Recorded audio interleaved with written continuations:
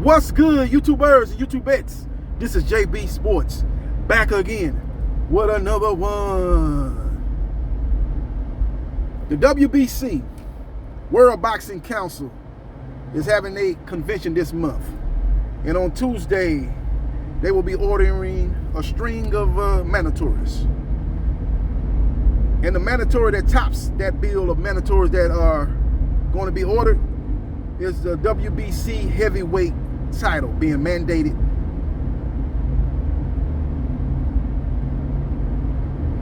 by Mauricio Suleiman, who is the president of the WBC. He's the son of the legendary former president of WBC, Jose Suleiman. They're going to be ordering a string of mandatories. And like I said, the one mandatory that everybody is anticipating getting ordered is WBC champion Tyson the Gypsy King Fury taking on Dillian the Can Man Whyte. Now, the Can Man was supposed to be taking on Otto Wallin on September 30th.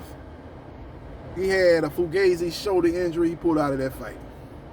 Not to say that his shoulder wasn't bothering him. I'm not saying that. I'm saying he could have had that fight. He could have took that fight. I did a video about a month ago talking about this, and I've told you guys that this is a lot of fighters going to fights not 100%. You know, they have injuries that they suffer in sparring, but they know that they are warriors at the end of the day, and they go ahead and push forward and take the fight. They don't pull out of fights. And I guarantee you, if Dillian Whyte was supposed to fight Tyson Fury on September 30th, he wouldn't have pulled out of the fight. Best believe that. That's neither here nor there. The WBC is expected to order that fight, and Team Fury will negotiate with Team Whyte. The WBC will give them a certain amount of days to come to an agreement. If both parties can't come to agreement, they will order a purse bid. And I believe that's what this thing is headed toward, is a purse bid. But before it headed to the purse bid, I'm going to talk about the purse bid later, and I believe that's what this is headed toward, the purse bid. But let's talk about the negotiations.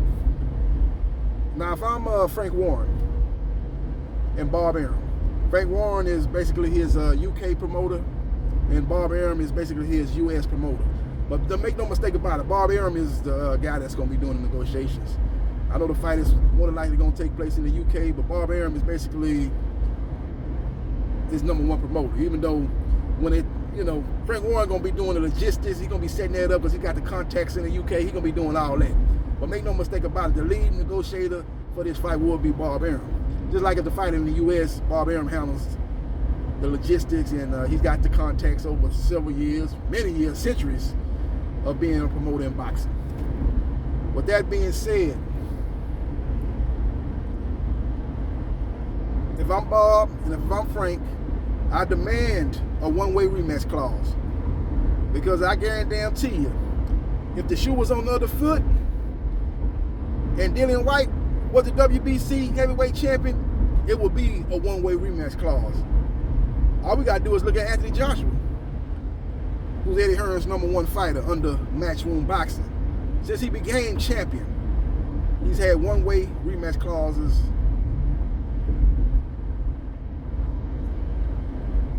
And he probably had them even before he became a champion. You know, I don't know how far he goes back to having these rematch clauses with Anthony Joshua. But Anthony Joshua was a guy that got a lot of clout from the Olympics. He's got an amateur pedigree, and he was pushed, and he had a lot of people pushing him coming out of the Olympics. He was the golden child coming out of the UK Olympics, as he was able to medal in that Olympics in the heavyweight division. So they probably might have been having rematch clauses before he even had a title. But I know since he became the champion, when he defeated Charles Martin didn't have no one-way rematch clause, but that's on Al Heyman now. But once Joshua got that belt from Charles Martin, he had rematch clauses in all his contracts since that fight. It might have even been before that fight, but I know for a fact, since he became champion, he's had one-way rematch clauses. Now, he's got a champion in the lightweight division, Devin Haney. I'm about to say his dad named Bill Haney. Devin the Dream Haney. He's fighting Jojo Diaz. And Haney has a one-way rematch clause. So basically, Jojo Diaz got to beat him twice. Jojo Diaz is a mandatory. He won and eliminated, defeating Javier Fortuna. But they insisted on a one-way rematch clause. Jojo Diaz accepted it, and now that fight's going down December 4th in Las Vegas, Nevada. Let's talk about Dillian Whyte, who has the WBC interim title, which is a minor league belt. But he had a one-way rematch clause when he got knocked out and put to sleep by Alexander Povetkin. And he got an immediate rematch. He had a rematch clause when he was fighting Otto Wallin, which was a voluntary for his minor league belt. He had a rematch clause for that. That fight fell through due to a fugazi shoulder injury. I know a lot of people saying, man, how you know how his shoulder feels? You're not inside his body. Look here, man, all I know is fighters suffer injuries in preparation for fights all the time, but they don't pull out of fights.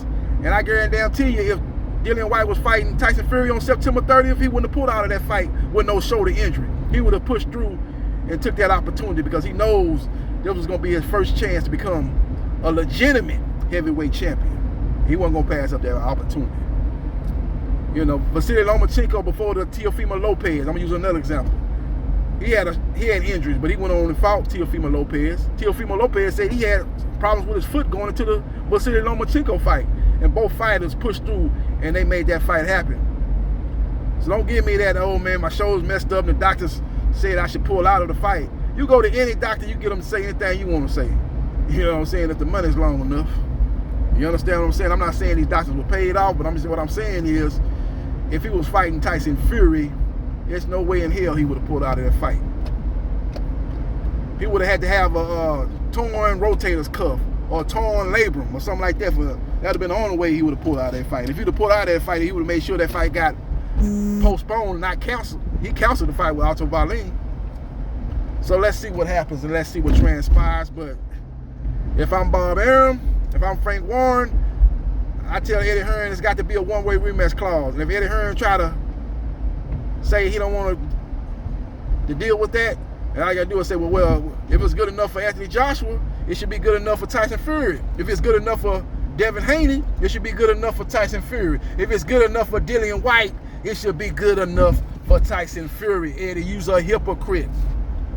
But I heard Bob Arum say in several interviews that he don't really care for rematch clauses. He likes the fact that, you know, fighters fight and the winner can pursue other opportunities. If the fight great enough, you know, we can do a rematch. But it shouldn't be obligated for the person that wins that fight, especially the title holder, or the person that defeats the title holder, to give that title holder an immediate rematch. They should be obligated to do that. So Bob Arum basically said he don't believe in rematch clause. So I'm pretty much sure they will not insist on a rematch clause. But if I'm them, I would do it simply for the fact that if his shoe was on the other foot, Eddie Hearn would demand a one-way rematch clause for his fighter who held a belt. And all we got to do is look at the past three examples that I just laid out for you guys. Anthony Joshua, Devin Haney,